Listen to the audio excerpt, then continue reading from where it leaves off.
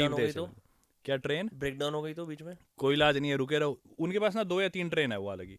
तो एक होती है तो वो दूसरी भेज देते हैं, क्योंकि उनकी इकॉनमी मेरी ख्याल 40-50%, मैं थोड़ा गलत हो सकता हूँ पर शायद या तो 2/3 है 1/3 वो उस पर रिलाई करती है, उस आयरन ओर पे।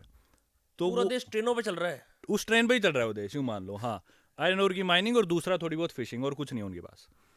तो वो बंद नहीं कर सकते ट्रेन, इसलिए लोग क्या करते हैं उस पर चढ़ जाते हैं। अब गवर्नमेंट भी ठीक है टॉलरेट करती है, क्योंकि और वो मीन्स दे नहीं रही लोगों को ट्रैवल हाँ। करने के लिए।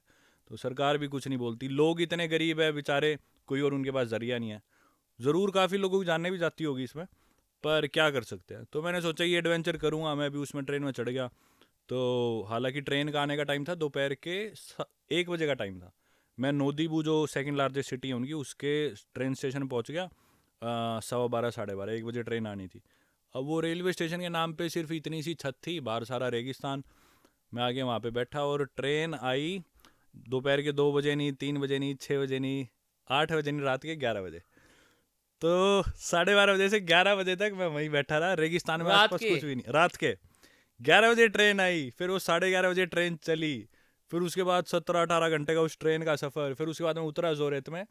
फिर अगले दिन वो ट्रेन लोड होके वापस नोदीपू जानी थी। फिर मैं जोरेत में रुका, अगले दिन वहाँ पे ट्रेन लोड हुई। फिर ट्रेन चलनी थी उस दिन दोपहर को 2-3 बजे शायद, मैं दोबारा पहुँच गया 1 बजे।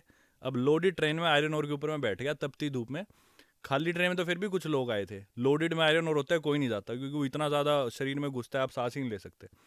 वापसी में मैं उसके ऊपर बैठ गया, तो वो भी शाम को चली 4-5 बजे, बिल्कुल सूरज के नीचे तपती धूप में आयरन और उड़ रहा है।